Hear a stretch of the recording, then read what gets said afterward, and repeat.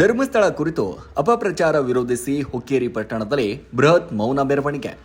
ಹುಕ್ಕೇರಿಯ ಶ್ರೀ ಅಡವಿ ಸಿದ್ದೇಶ್ವರ ಮಠದಿಂದ ಬಸವೇಶ್ವರ ಕೋಟ್ ಸರ್ಕಲ್ವರೆಗೆ ಹುಕ್ಕೇರಿ ತಾಲೂಕಿನ ಎಲ್ಲಾ ಮಠಾಧೀಶರ ನೇತೃತ್ವದಲ್ಲಿ ಹಿಂದೂ ಸಂಘಟನೆಗಳ ವತಿಯಿಂದ ಧರ್ಮಸ್ಥಳ ಕುರಿತು ಅಪಪ್ರಚಾರ ನಡೆಸಿ ಶ್ರೀ ಕ್ಷೇತ್ರಕ್ಕೆ ಕಳಂಕ ತರಲು ಹುನ್ನಾರ ನಡೆಸುತ್ತಿರುವವರ ವಿರುದ್ಧ ಕ್ರಮ ಕೈಗೊಳ್ಳಬೇಕೆಂದು ಆಗ್ರಹಿಸಿ ಮೌನ ಮೆರವಣಿಗೆ.